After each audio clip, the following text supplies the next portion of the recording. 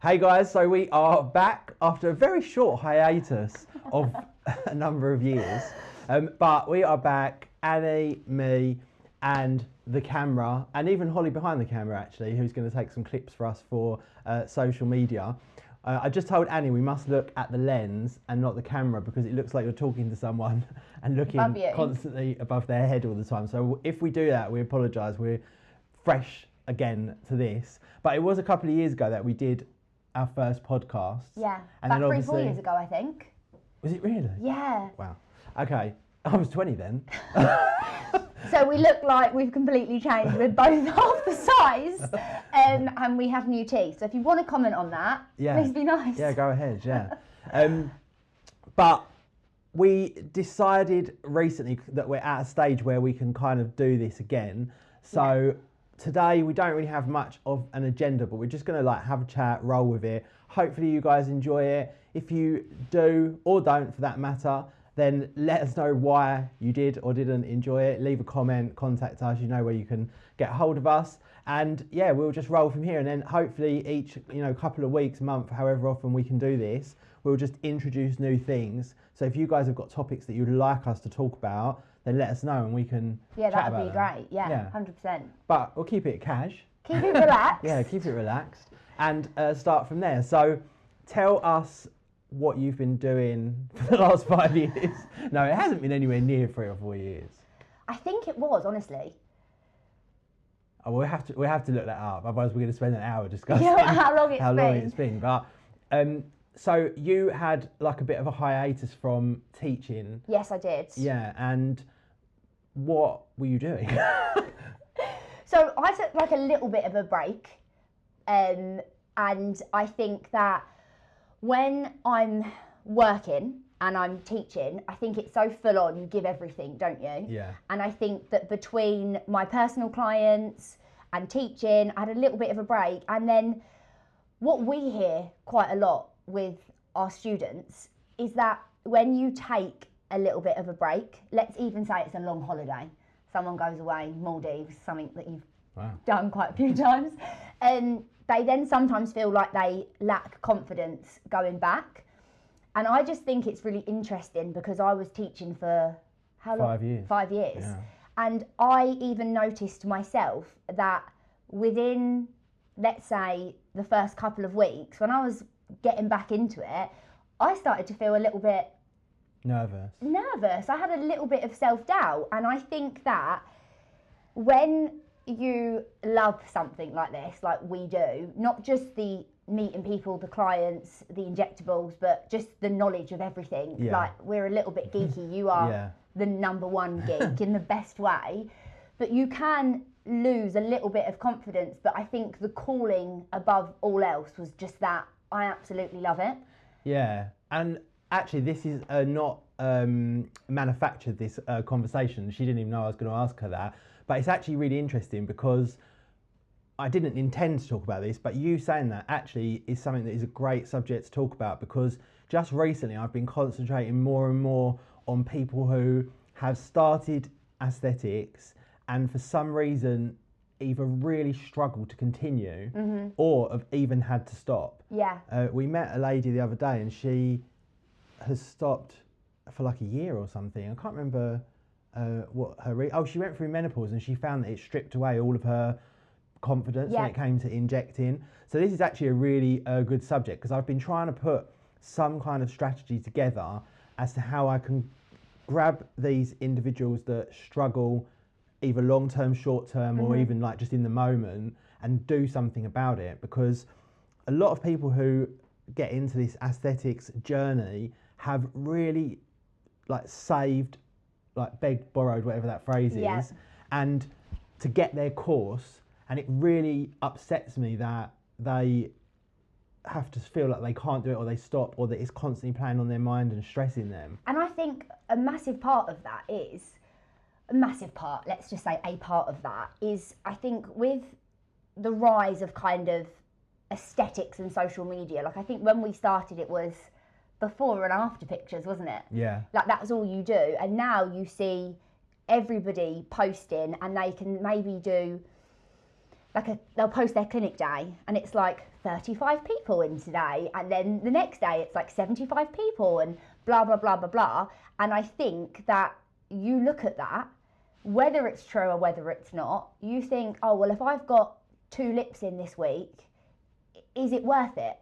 Yeah. And I think you have to start from somewhere, and you have to build yourself up. And I think these people, they see, I'm going to use you as an example, but they see precision aesthetics, and they think that they can do a course, and then all of a sudden it gets there, but it's a lot of blood, sweat, and with me, tears. I mean, along the way. The thing is, that's the commercial side of it. And yeah, it's understandable. You know, you're plugging away, you're trying your hardest. And at some stage, maybe on one of these, we can do a whole episode on how to make the most of your business, because that would probably help people a lot. But yeah, it is hard. When we first started doing this a long time ago, it wasn't hard to get customers. It was actually very easy. You could literally just put up a single picture and you'd have a complete inflow of people. Yeah, it's completely different. And I think it's not their fault that they feel like that. No. And I think as well, like, we could talk about like some of the quality of the training that they're getting, but obviously, there's some people that are training, and we've heard it, where they'll spend X amount of money, and we're talking some people in the thousands and thousands. 100%. Some people in 5 figures. And they do the course, and then it's bye. Yeah. See you later. Yeah, which is where we really differentiate at Eclipse, is like completely different. But going back to the other point of people struggling to do this job once they've passed, obviously when we had COVID, even through COVID, I think I remember calling you on my first day back. I think we had like 6 months off or something. Yeah. And I think I remember even talking to you.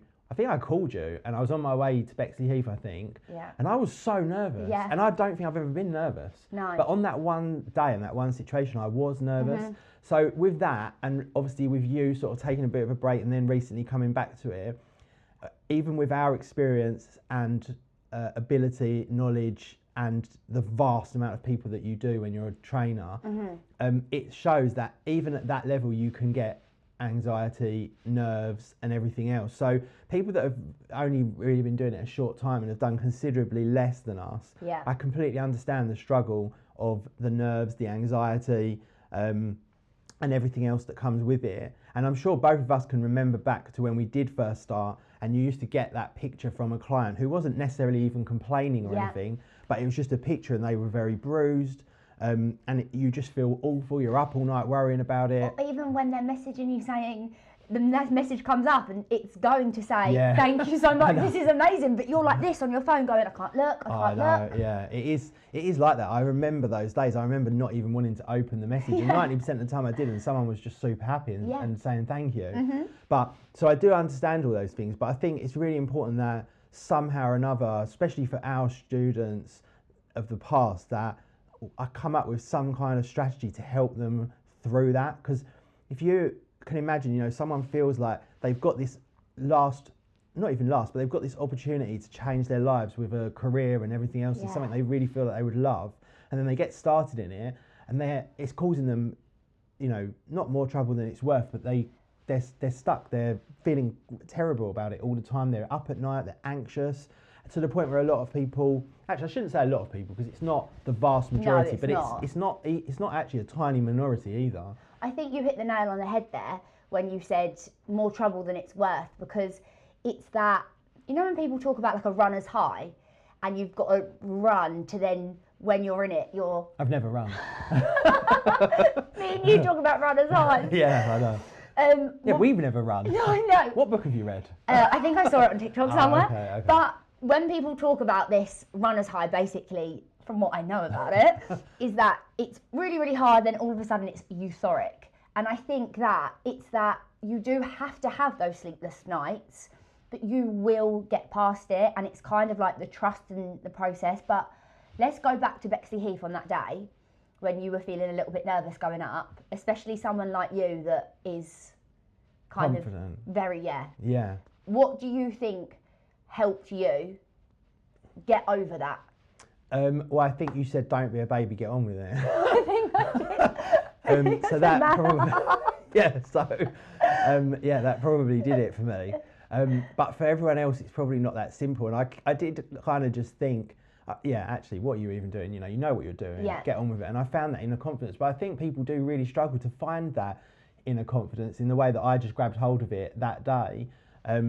But I think when you speak to people, because the thing is, when people say these things to me, I'm like, oh my God, why? Like, what is the problem? Yeah, that is literally a reaction.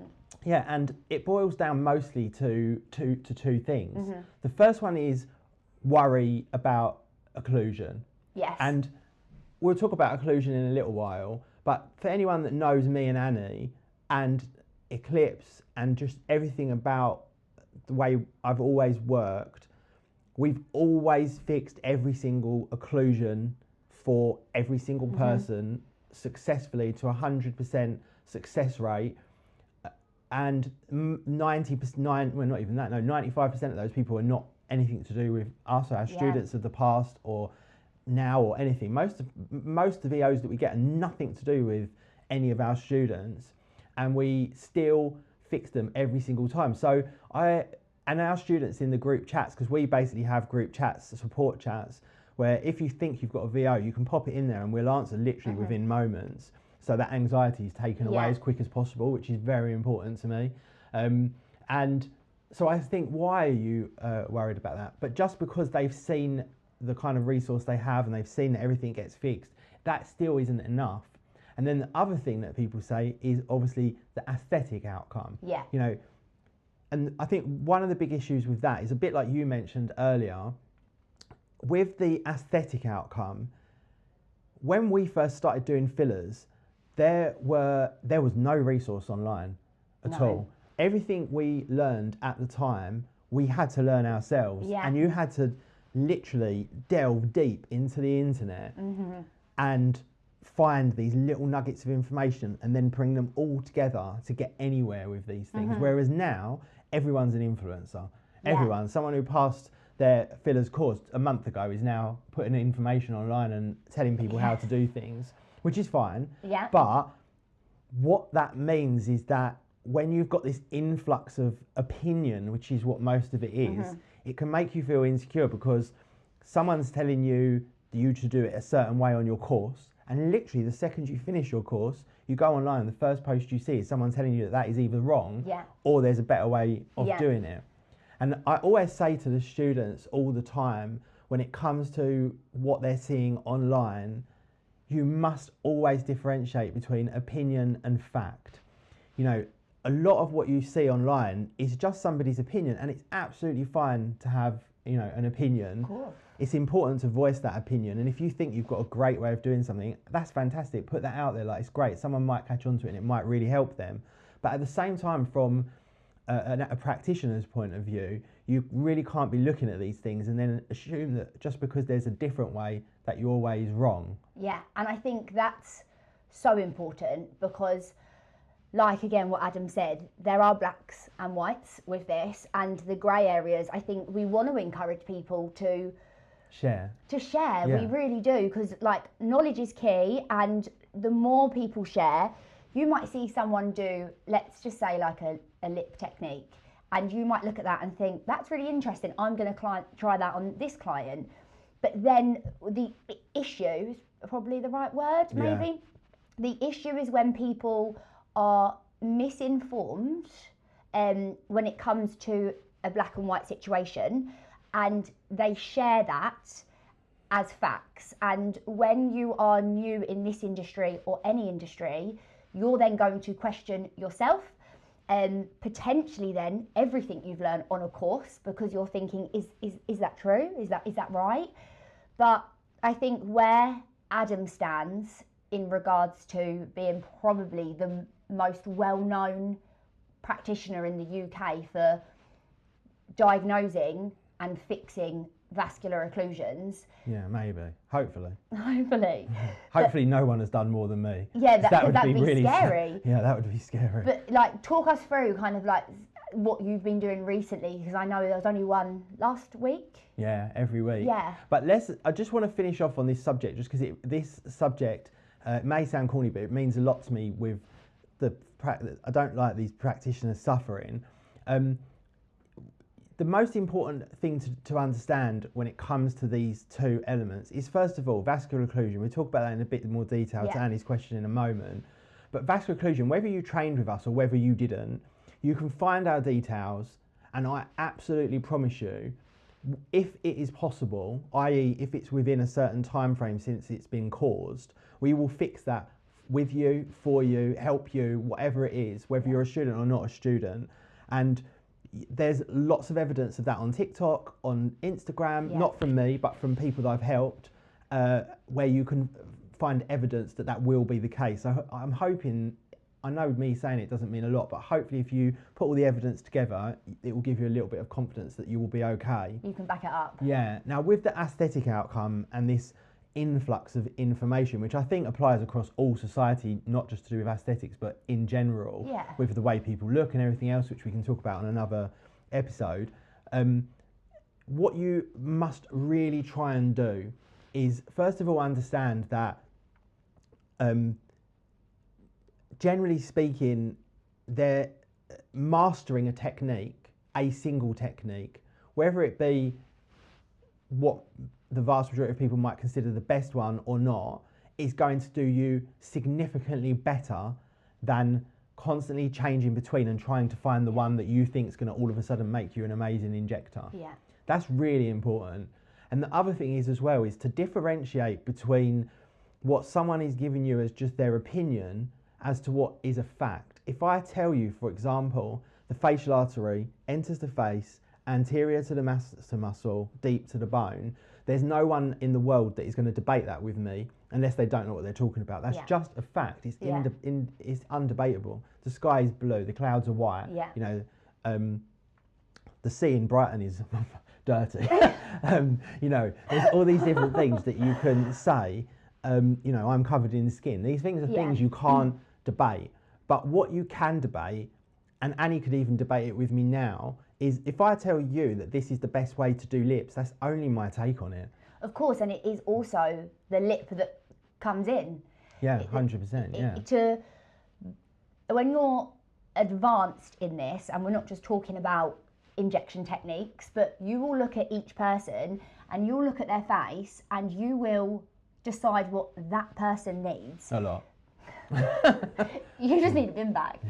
But you will look at the person and you'll decide what they need for that client.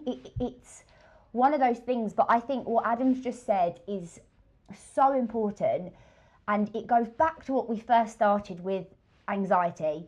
And you just need to focus on what you're doing in that moment.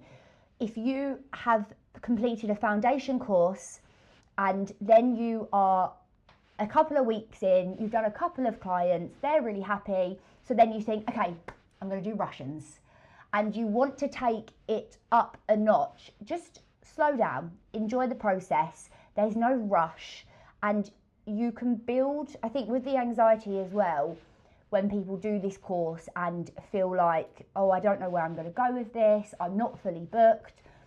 I think on a personal level for me, having a break and coming back, one thing that really helped my anxiety, and you're going to laugh at me here, was I spent a lot of time going through conversations that me and Adam have had, and I watched old videos of myself teaching. And painful. Yeah, oh my God. Yeah, I wish I had better makeup and hair then. But I knew what I was about to say. I was almost doing that, you know, when really in loved couples like finish each other's sentences. And I sat back and I thought, oh, actually, Annie, you do know what you're talking about. Yeah. And I spent time with each client and I really built a nice rapport with them. Yeah. And I think that the joy I got from spending that time with the client made me feel so on top of the world that I realised I'm doing this for a reason. Yeah, 100%. And I think that maybe if you have 4 clients in a week, you can really enjoy your time. You can get to know them. You can build on that relationship. So don't stress out if you've not got 35 people. Yeah. That comes in. Yeah, it will come in time. And also it's very dependent on how much energy you're willing to put into it as well, which does vary like person to person, not even through choice, but you know, people have children, they have responsibilities. Other jobs, some people do this as a... Exactly. But I think the key takeaway really from this little conversation is, first of all, don't obsess over occlusion or negative health outcome, negative, you know, physical outcome, because we are right here, especially for our students, but actually for everybody in general, if it gets to that kind of level especially. You know, there's not the capability to deal with like tiny little day-by-day issues, but at that level, everybody will be helped. I've got evidence of over 60 people that have been helped with VO, of which I have never met them in my life and don't know them. And we've had 100% successful outcome in terms of getting rid of that occlusion. And actually, out of all of those, only one has ended in any form of permanent scarring, and that was purely because the person turned up on day 5 and it was already at an extremely negative point. But having that person had multiple people try and fix it before, and it was fixed on that day, and then obviously helped her move forward as to how to get the best outcome. But that is a very unusual situation. We'll talk about that in a minute. And then for the aesthetic side of things, I don't know if this will translate in the way that it does to me and has always done to me and still does to this day. But when I was growing up, I always watched martial arts movies with someone called Bruce Lee, who's a ridiculously famous guy from China. And he came out, he was actually very like deep, and always came out with these incredible you know, one-liners, two-liners that people still use today and have changed and modified, but a lot of them come from him. He was incredibly intelligent. And one of the things he said was that much better to practice one kick 1,000 times than to practice 1,000 different kicks, which obviously relates to martial arts. But you can apply that to so many other things. Like now I'm a huge skiing addict, and it's the same thing. And I use the same thing, rather than just constantly looking online, because there's loads of tutoring videos, training videos you could pick up. You could be like, oh, try this, try this, try this. I try to apply that same thing, pick something, apply myself to it, and get as good as I can at that one thing, and then maybe move on. And it was the same through my martial arts journey, and it has mostly been the same through my aesthetics journey as well, because I still use the same technique with lips for the most part that I did 5 years ago. I'm just really good at it compared to what I was then. And I try to tell my students that you know, you're not going to be great when you first start out. I think this is the other thing as well. Sorry to keep diluting this subject further, but this is another thing. With beauty, because people look at it and think it's just built on people that look like you, essentially. And they think that people who do beauty are not smart, which is not like you. Annie's insanely smart. But they think that because it's full of blondes that aren't very smart, that it's easy. And actually, it's the same as any other thing. It's the same as skiing, it's the same as martial arts, it's the same as tennis, rugby, football, makeup, anything that you want to relate. Actually, the first time you do it, you're crap. And from that moment forward, the more you practice, the better you will get. 100%. And it's very unusual or rare that someone practices something significantly and gets worse. Well, I know it's cliche, but that's why they say practice makes perfect. Absolutely. Same as a musical instrument. You know, if I sit you on the piano right now, you're absolutely not going to be able to play the piano. But if you practiced every single day for 2 years, you're going to be okay at playing the piano. Of course. And if you did it every single day for 20 years, you're going to be unreal. And it's the same for aesthetics. Just because it's considered beauty, aesthetics, that's just a load of silly blonde girls. So of course, if they can do it, anyone can do it. That's not the case. It's actually one of the most difficult things I've ever done. Of course it is, and I think that's highlighted in our training, where we're not going to get into medic and non-medic today on this conversation, but as a non-medic aesthetic practitioner, when I was teaching and when we teach, we are teaching nurses, we are teaching. Yeah, loads, yeah. Doctors. I taught a brain surgeon recently. I bet he had a lot to say about you. No, he was great, and it's always great to get that feedback from someone with that level of knowledge, how good your knowledge is. But let's move on from that subject. We'll definitely touch on it again, and I am trying to put together some sort of protocol package, something where we can try to help people that are really struggling day to day with anxiety around aesthetics, or even have not been able to continue it for whatever reason. But let's go back to your previous question. So, VOs. VO. Okay, which is my sort of favourite subject, because I wish that there were none, but at the same time, it's been something that I've specialised in now for a very, very long time. And I think probably have fixed more than anyone else in the country. Well into the late 60s now. And remember, by the way, guys, please, because I always get this question when people clip me on TikTok talking about these things, they're like, well, how has he got so many VOs?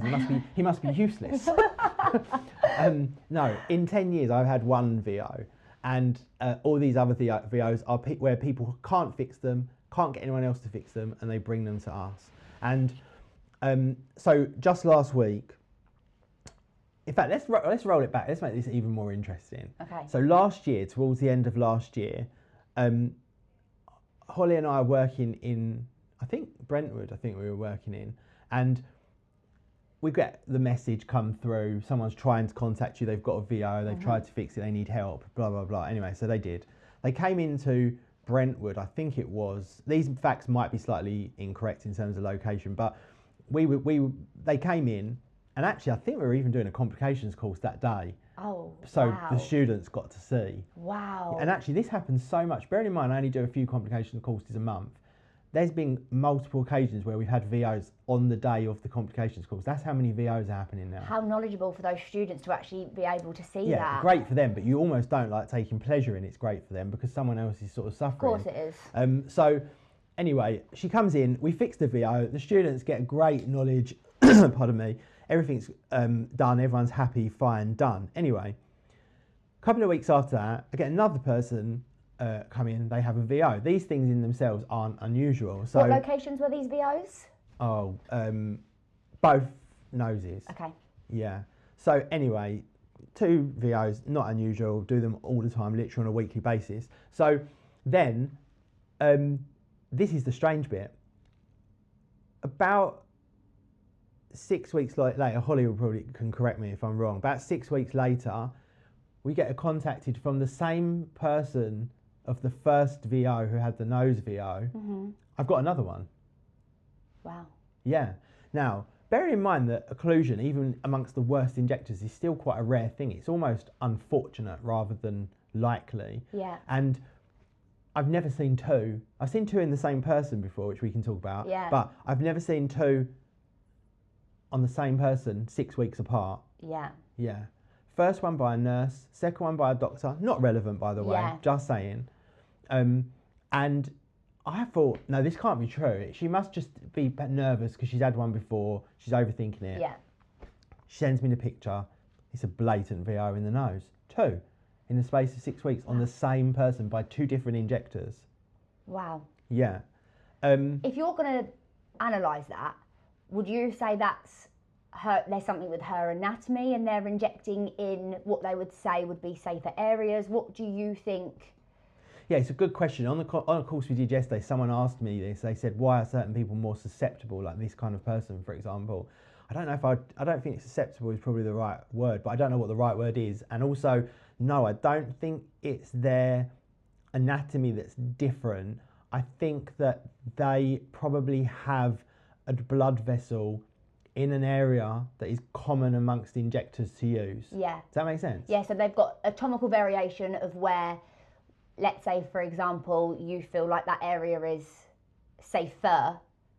Well, first of all, I think when I watch people injecting noses online, most of them aren't injecting in the safest way possible. That's for sure. The way that 99%, and maybe I'm being harsh there, but that's the way it appears to me, that of people that are injecting noses online are not doing it in the safest way possible. And what would you say is the safest way possible? We'll have to save that for a whole episode because that is a long conversation. But yeah, there is no safe, that's for sure. Same as a racing driver is never safe, but you can become safer. Yes. And all of the things that I know that make somebody a safer injector when it comes to noses specifically, not even 50% of these things are being done on the vast majority of the ones that I watch. So there's that, but it's more that the people have this common way of doing it in what I would say unsafely.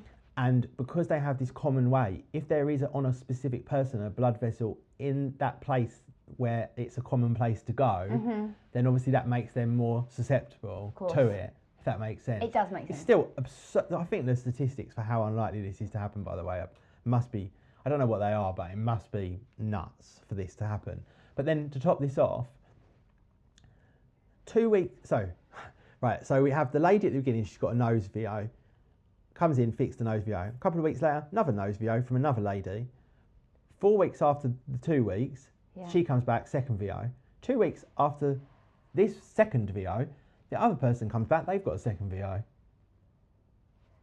It's almost like you couldn't write it. No, I mean, I honestly was, Holly will love this, flabbergasted. And Molly can tell me if I've used that in the right context. But I was literally flabbergasted. Yeah. I honestly couldn't get my head around it, and I still can't to this day. So we fixed the VO for the second time on that person as well. But that was 2 people in the space of 2 months that had 2 VOs by 2 different injectors on both occasions. What was the mental state like of both clients? I mean, they're always lovely, and they're so sincerely grateful in the fact that you've been able to resolve their situation, because it's very unusual for me to get someone who comes to me with a VO where multiple people haven't already attempted to get rid of it. Yeah. So by that time, they're losing hope. If the injector is part of the conversation, which sometimes they are and sometimes they're not, sometimes they don't have the greatest ethics and morals and they disappear from the thing entirely, then they're having a hard time as well. So, yeah, I honestly cannot get my head around these things. Yeah. I think actually not a short time before that, but maybe about a year before that, or a year and a half. I won't say her name just in case she doesn't want me to, but she'll know who she is if she's listening, and Holly will remember. And actually, this happened. Do you remember the girl who had the chin VO and the nose VO on the same day? Do you remember that? Did she drive from Manchester? No, she come from deep Essex, but she actually came in on a day when we were teaching a complications course. As well. This just shows you how common this is. Yeah. And she came in with a chin VO that was a clear chin VO. It was bruised, but it was clearly a chin VO. And a lot of people can't differentiate between bruises and VO. And I see it on forums all the time. Oh, it's a VO, you've got to dissolve it, even by people that should know better. Yeah. And it's not at all. And she came in with a chin VO, blatant chin VO. And I'm looking at her and I said to her, have you had your nose done as well? Because I was actually thinking, oh, the VO has moved, yeah, which is possible. I remember this. You remember now? And I said, have you had your nose done as well? Because I was thinking, oh, great, like this is going to be very complex because we've injected here, it's somehow got up here, which means it's probably going to be other places as well, etc. And it turns out that she had her nose done as well. Same appointment? Same appointment, same injector, 2 VOs, 2 places. And I suppose actually now, I've never thought about it like this actually, but I suppose it is actually entirely possible that one caused the other and actually it wasn't the separate injection site that caused the VO, which for some reason has never crossed my mind until this moment, but is possible, but very unlikely, because actually that would probably mean it would have been other places as well. So it was probably... But they're both unlikely. But very unlikely. Yeah. I mean, anyway, let's not deep that. You guys can have a conversation about that in your own heads. But yeah, so fixed both of those. Great, everything, you know, she's fine, luckily. She's a great injector as well. She's actually an injector herself. She's a great injector as well, and a lovely person. Can you just quickly, I didn't mean to interrupt you No, go on. Can you go into how great injectors can cause vascular occlusions just really quickly? Because I think that... Although bearing in mind, obviously, I'm saying she is a great injector, not the person that did it. Yeah. Yeah, because the girl that had it done to her is also an injector. Yeah.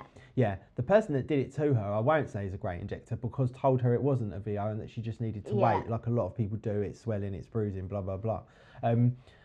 But yeah, of course, if you're an incredible injector, and even someone with absolute sensational knowledge, you can definitely still cause a VO. I've watched Dr. Tim's videos on when he's caused a VO. I think it was in the lips. I think the one I saw, and I think this was a while ago. So he's obviously significantly better than now. But he's what I would consider to be one of maybe 2 or 3 of the most knowledgeable anatomy people in the UK, aesthetics people in the UK, and he caused a VO. So apologies if I've got that wrong, but I'm pretty sure I watched the video because I remember him following it up. Do you remember the video? I'm sure it was, yeah. So I'm pretty sure he did. So yeah, these things can absolutely happen, and they're more misfortune than they are through design, because if you get people like that can cause a VO, but you get people that are the worst injector you could ever imagine, with no knowledge and no ethics and no morals and terrible products and terrible hygiene, all these things combined together, which do exist, and they never get a VO. Yeah. It just shows that, a lot of it is actually not, it's, I don't know if I'd call it unluck, but bad luck, but something along them lines. Whatever the correct terminology would be for that.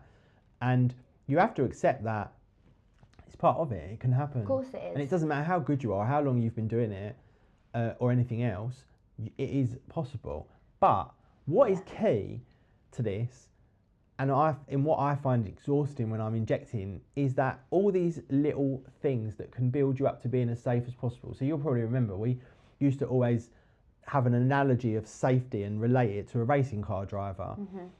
With racing cars, Formula One, for example, they have a whole multitude of levels of safety. You have the cage, the fire crew, the pit stop crew, the helmet, the goggles, the gloves, all these different things, the computers, all these things that make them as safe as you can be, but can never hit 100%. And in aesthetics, it's important that on every injection you're doing the same thing. Yes. And our helmet is our aspiration. Our fire crew is our support team. Our our racing driver suit and gloves and all the rest of it is correct products. Using the correct products, not using anything dodgy or illegal. Each one of these individual things, our computer is our ultrasound if you're in that position, and all of these things can relate back. But the one fundamental safety element that is always stipulated by the very best injectors but never really adhered to, that makes the biggest difference, more than all of those other things put together, is this one thing. And you may have seen the video when I'm talking about it, so we may just be repeating what I've already said. But if let's just play like you've never heard it. And let's just go along this conversation. What is the safest way? What is a way that you can guarantee you don't cause a VO? Should I say a fake answer or what? No, say what you think. You don't inject. Yeah, you don't inject. Yeah. So that's the safest way to do it is to not do it. Is to not do it 100%, which sounds ridiculous, but it leads on to the next question. So if that's the safest way, then what is the next safest way? Which you can repeat what I said if you've heard it, or you can say whatever you think. It's up to you. Very slow and very small amounts. Yeah, and going right back to my early days when my only real resource on this was Dr. Arthur Swift, who's an incredible pioneer of aesthetics and anatomy knowledge. It was one of the first things he'd always say is inject small and low volume and low pressure.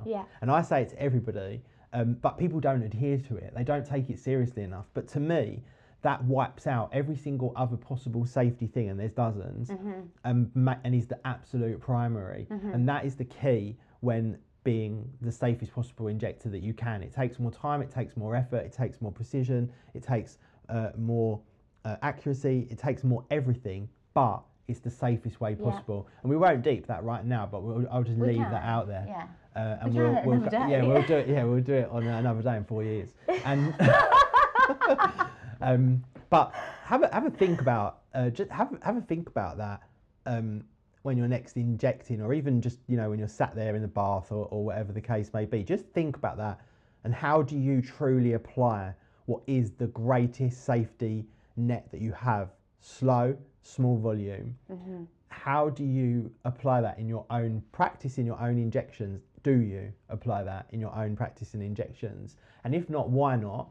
And if not, is it because you think you can't? Is it because you don't know how, or what? But have a think about that, and maybe leave a comment or something, or contact us, and we can maybe talk about that more in another episode. But I'm not sure how long we've been talking for, but I imagine it's quite a long time. Is there any indication on their holes? Funny if there was a sign at the bottom that said too long.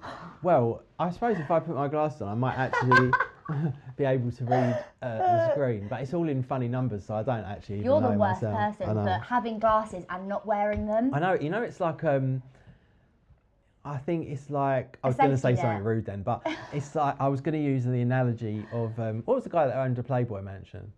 Hugh Hefner. Yeah, Hugh Hefner. I'm surprised you refusing. don't know his name. Yeah, sorry. I know. I feel I've just let down the You male let race. down the team. It's a bit like Hugh Hefner refusing to accept that he can't anymore. Do you understand what I mean? Like, I'm kind of refusing to accept that I can't see through my own eyeballs anymore, and that I need the assistance of these. And also wearing contraptions. them covers up. Oh, all my wrinkles. Yeah, covers up a couple of lines there. So yeah. So R.I.P. Hugh Hefner. yeah. Oh yeah. God. Yeah. Yeah. He went out on his shield, didn't he? So I think, guys, we should probably cut it there because we have waffled and waffled and waffled, as tends to be the case. But we've touched on some big subjects there. Anxiety and aesthetics, I think, is huge. Yes. And we'll definitely come back to that. And maybe there's more questions we can ask in our group chats and see if we can get something a bit more granular that we could go into. Yes. And or if any of you guys want to contact us and let us know what your thoughts are on that, then great. We've spoken about some random VO happenings. Yes.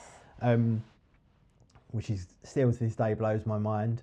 And we've spoken about the commercial aspect. We've spoken about social media. You know, we've touched upon all these things, which are quite big subjects. And Yes. we've also began to touch on this forgotten philosophy of low volume, low pressure, which is actually the pinnacle of safety when it comes to injecting. And we should talk about that a lot more in a future episode. But thank you to Annie, because it's lovely to have her on the podcast. Just a few changes since last time. Yeah. And by the way, guys, this is not something that we just decided to do this morning. This is months of like, should we do it again? Should we do it again? Yeah, come on, let's do it. And then actually book in a time to do it. But I really hope you've enjoyed it. I hope that somehow we can help everybody become better for their clients. Yeah. Somehow, or patients if you're medic, somehow or another. Because it is, in these later years of doing this job, becoming more, I don't like to use this word, but I can't think of another one.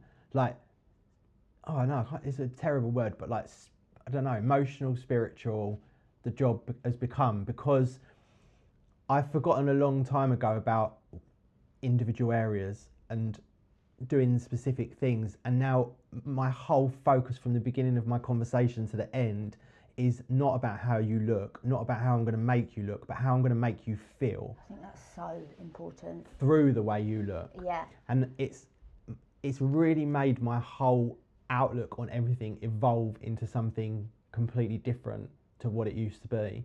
1,000%. Yeah. And I think that was something when I had a break, that was something that did play a part in that a little bit. Yeah. And I think when I came back,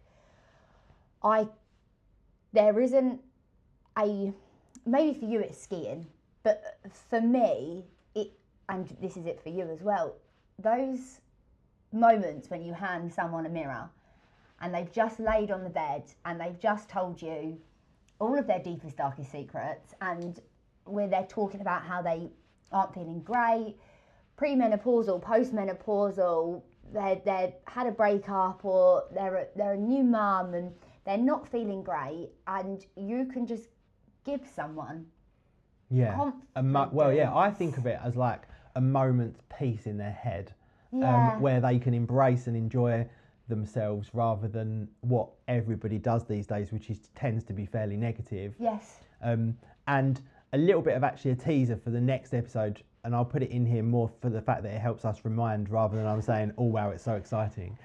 Is next week I want to, whenever we do it next, I want to talk about a customer that I had actually yesterday who I did some treatments on, and she essentially didn't like the way it was making her feel. Okay. So, which is unusual, Yeah. very unusual. And obviously maybe people don't like to talk about these kinds of things, but I actually think it's really important. I love the conversation I had with her and how that went.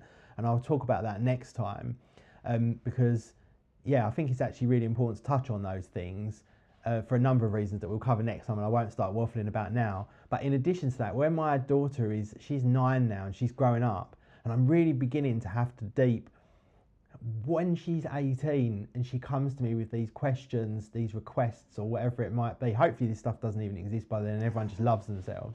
But and boyfriends don't exist anymore. yeah, and but how am I going to answer all these questions? And that like nearing situation to me is really opening up a whole bunch of questions in my head about the whole wrapper around aesthetics anyway. So we'll hopefully talk about stuff like that as well. But yeah, thank you to Annie, because I really do love doing these. And thank you to Holly, who is in the background clipping these up so we can put them out on socials, to hopefully that some of it's in smaller components can be useful to people as well. And we'll see you in the next one. See you later.